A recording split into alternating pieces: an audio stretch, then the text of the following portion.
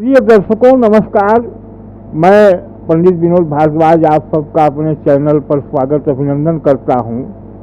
आज मैं प्रस्तुत हूं एक नए फॉर्मेट में वीडियो को लेकर के, क्योंकि गर्मी के मौसम में ऑन कैमरा वीडियो बनाना संभव नहीं था। तो आज मैं इस माध्यम से आपको वीडियो दे रहा हूं, क्योंकि कुछ संदेश आप लोगों को पहुंचाना अति आवश्यक है। संदेश क्या है उसकी हम चर्चा करेंगे, तो बने रहें वीडियो पर। और चैनल पर नए हैं तो सब्सक्राइब और शेयर कर दें।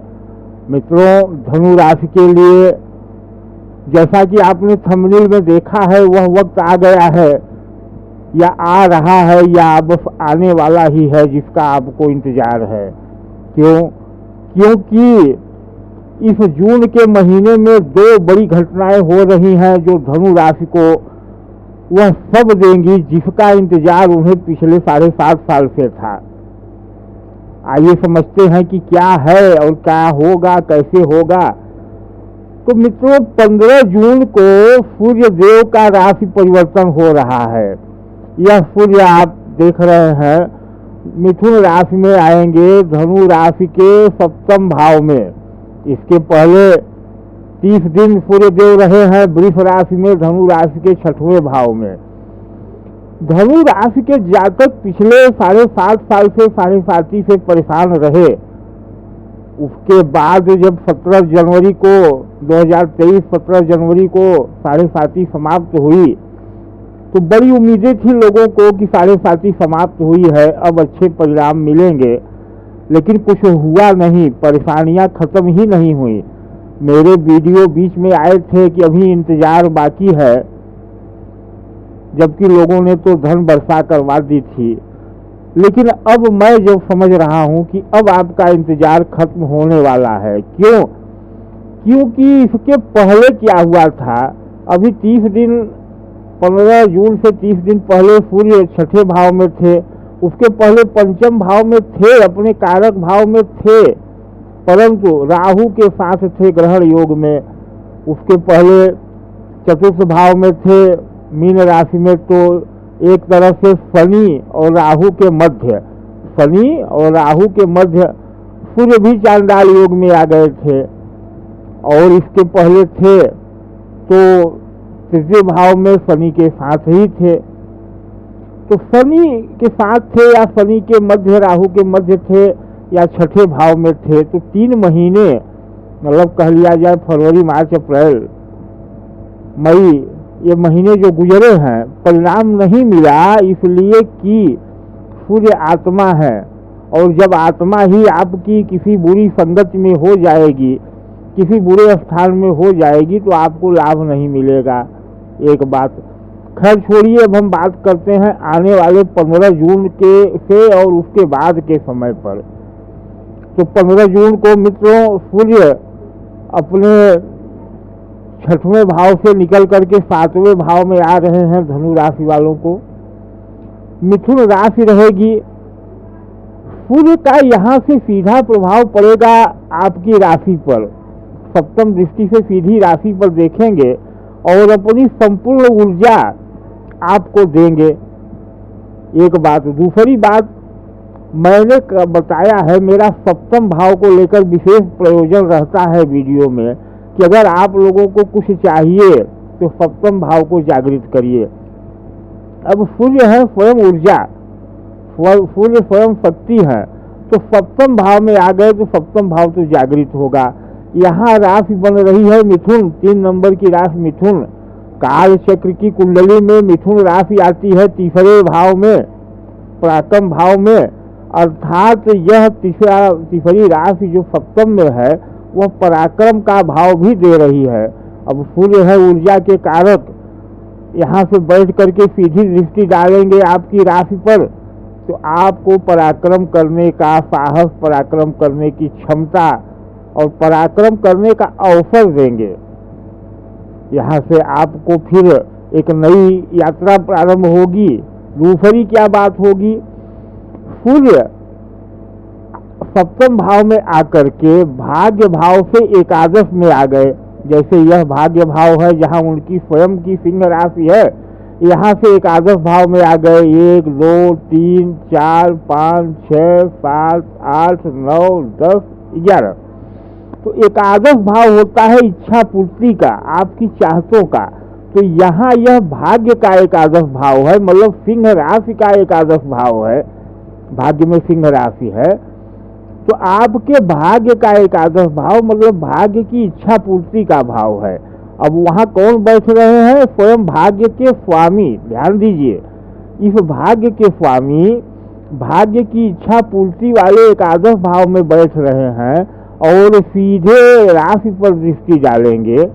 तो कहने का मतलब कि भाग्य की इच्छा पूरी होगी तो भाग्य काम करेगा, भाग्य पुरुषार्थ करेगा। और जब भाग्य पुरुषार्थ करेगा, यानी यह भाव नवम भाव जब पुरुषार्थ करेगा तो क्या देगा?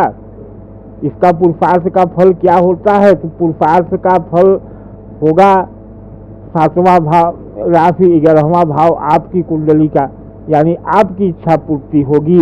तो आपका जो है कहने का तात्पर्य कि आपके भाग्य की इच्छा पूर्ति स्वयं सूर्य कर रहे हैं, अब भाग्य आपकी इच्छा पूर्ति कराएगा। चलिए, ये तो यह प्रभाव हो गया। दूसरा जो प्रभाव आने वाला है कि शनि वक्री हो रहे हैं 17 जून को। यह शनि अपनी ही राशि में तीसरे भाव में वक्री हो रहे हैं।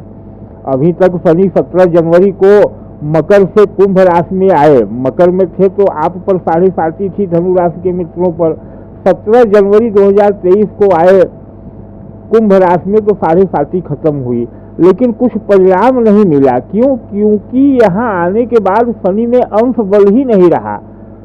0 डिग्री से शुरुआत किए हैं, शनि बहुत धीरे चलने वाले ग्रह हैं। तो 17 जनवरी से 17 जून मतलब लगभग 6 महीने का समय। अब 6 महीने में शनि 6 अंश पर आ गए हैं। तो यहाँ से शनि वक्री हो रहे हैं। वक्री ग्रह ज्यादा शक्तिशाली हो जाता है। एक तो शनि को अवंश बल मिल गया और वक्री हो जा रहे हैं तो उनकी शक्ति और बढ़ गई। बैठे हैं आपके पराक्रम भाव में अपनी ही राशि में, तो शनि यहाँ कारक भी होते हैं। तो क्या करवाएंगे? फिर आपसे पराक्रम करवाएंगे, आपसे संघर्ष करवाएंगे और आपको संघर्षों में सफलता देंगे। क्यों? क्योंकि उनकी तीसरी दृष्टि 2 3 आपके पंचम भाव पर जहाँ राहु और गुरु बैठे हैं, मतलब आपके राशिपति बैठे हैं, धनु राशि के राशिपति गुरु बैठे हैं राहु के साथ।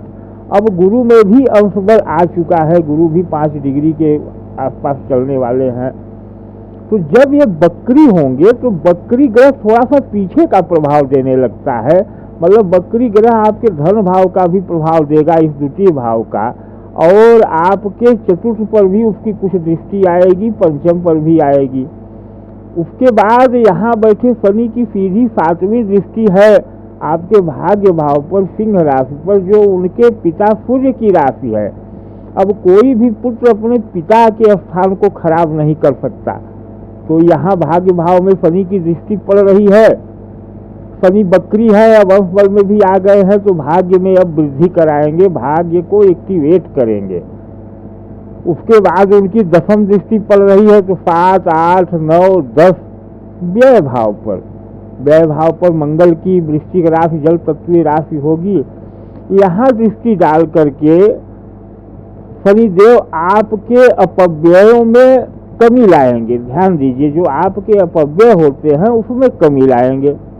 तो 3 बातें हो गई शनि की दृष्टि से कि एक तो भाग्य भाव को देख करके, पिता की राशि है तो भाग्य को प्रबल करेंगे। पंचम भाव को देख रहे हैं तीसरी दृष्टि से, वहाँ गुरु बैठे हैं, राहु बैठे हैं। अब चूंकि शनि वक्री हो गए हैं तो उनका एक पॉजिटिव प्रभाव आएगा और यहाँ भी अच्छा करेंगे। 10वें 12वें भाव को देख करके 10वीं दृष्टि से अपव्ययों में कमी करेंगे। तो इस तरह से अब आपको वास्तविक लाभ जिसका आपको प्रतीक्षा थी वह मिलने का समय आ रहा है। लेकिन मित्रों, कुछ आपको करना होगा, कुछ तो करना होगा, कुछ उपाय करने होंगे। तो करने क्या होंगे यह देखना होगा। तो सर्वप्रथम यह देखना होगा कि सारी परिस्थितियों के बावजूद आपके राशिपति गुरु राहु के साथ चांडाल योग में बैठे हैं। तो यदि आपकी कुंडली में गुरु अंश बल में मजबूत होंगे, शुभ स्थानों पर बैठे होंगे, तो इस चांडाल योग का प्रभाव कम रह जाएगा और तब शनि के वक्रित्व काल का और सूर्य के इस गोचर का आपको भरपूर फल मिलेगा। लेकिन यदि राशिपति बृहस्पति अंश बल में कमजोर हो गए या त्रिक भाव में बैठ गए या किसी बुरे ग्रहों से दृष्ट हुए, तो जब राशिपति के पास ही बल नहीं रहेगा तो बाकी चाहे सूर्य बल दे चाहे शनि, कोई खास लाभ नहीं मिलेगा। तो इसके लिए आप कुंडली को देख करके हमसे उपाय पूछ सकते हैं या अपनी कुंडली दिखा करके उपाय पूछ सकते हैं कि राहु के इस प्रकोप से यानी चांडाल योग से गुरु को कैसे बचाया जाए। और अगर गुरु को आपने बचा लिया तो शनि और सूर्य अब आपको बहुत अच्छा परिणाम देंगे। एक पॉइंट तो यह देखना है। दूसरा क्या देखना है आपको कि आपका सूर्य स्वयं किस स्थिति में है, क्योंकि सूर्य का गोचर महत्व रखता है आपकी राशि के लिए, आपके भाग्य से है। तो यदि आपकी कुंडली में सूर्य अच्छे भाव में है, अच्छे अंश बल में है, तब तो बहुत अच्छा फल मिलेगा। लेकिन सूर्य अगर त्रिक भाव में बैठ गए हैं या राहु से युति में बैठे हैं कुंडली में, या शनि से दृष्ट है या शनि के साथ बैठे हैं, तो परिणाम में कमी आ जाएगी उनके अंश बल और परिस्थितियों के अनुसार। तो वहाँ भी उपाय यही है कि पहले कुंडली को देखें कि सूर्य का बल क्या है और तद अनुसार उपाय करें और सूर्य के बल को बढ़ाकर भाग्य को जगाएं, क्योंकि सूर्य आ गए हैं अपनी ही राशि से एकादश भाव में, तो बहुत अच्छा परिणाम मिलेगा। तीसरा उपाय क्या करना है, आपको शनि की भी स्थिति देखनी है कुंडली में। अगर शनि अच्छी स्थिति में है तो यह वक्रत्व काल आपको बहुत लाभ देगा। अगर शनि कुंडली में वक्री हुए तब तो बहुत बढ़िया है, यह देखना है। और चौथा और जो सबसे अंतिम चीज आपको देखना और समझना है वह देखना है मित्रों चंद्रमा। चंद्रमा मनसो जाता है, चंद्रमा ही सारे प्रभावों को लेता है। आपकी राशि ही इसलिए धनु बनी क्योंकि धनु राशि में आपका चंद्रमा है। तो चंद्रमा को देखना है कि चंद्रमा के साथ कौन से ग्रह बैठे हैं, पाप ग्रह है, शुभ ग्रह है, चंद्रमा का अंश बल क्या है, चंद्रमा पर दृष्टि किन ग्रहों की है। और अगर बुरे ग्रहों की दृष्टि है तो चंद्रमा को पहले बुरे ग्रहों से मुक्त कराना होगा और तब आपको एक बेहतर परिणाम इस शनि के वक्रत्व काल का और 1 महीने सूर्य के गोचर का मिलेगा। क्योंकि सूर्य यहाँ बैठ करके स्वयं राशि को देख रहे हैं जहाँ चंद्रमा का स्थान है, और चंद्रमा का प्रकाश अपना नहीं होता, वह सूर्य के ही प्रकाश से प्रकाशित होता है। तो यह समय बहुत अच्छा हो सकता है अगर आपने इन 4 बातों का ध्यान रख लिया तो मित्रों मेरी बात समझ में आ गई होगी। जहाँ तक मैं समझता हूँ आप लोगों से निवेदन है कि अपनी कुंडली को दिखवा करके अब आने वाले समय का लाभ लें। और वीडियो कैसा लगा कमेंट करके बताएं, साथ ही वीडियो को शेयर करें जिससे दूसरे लोग भी लाभ ले सकें, और चैनल को सब्सक्राइब कर दें, निवेदन है। धन्यवाद।